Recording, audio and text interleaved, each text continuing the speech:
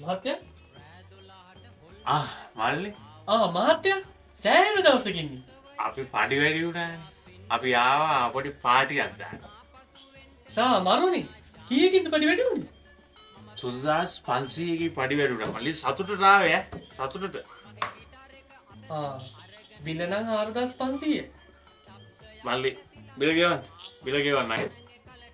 බිල ගෙවන්න. මහත්තයා ඒතකොට පඩි වැඩි වුන්නේ නැහැ වගේ. මොකද මල්ලි එහෙම කියන්නේ? පඩි 3500 ගේ වැඩි උනේ. දැන් මහත්තයාගේ පඩි වැඩි උනේ 3500 ක. බිල 4500. ඒතකොට මහත්තයාට රුපියල් 1000කුත් පාඩුයිනේ. ඔව්. එන පාඩුයිනේ ඔය.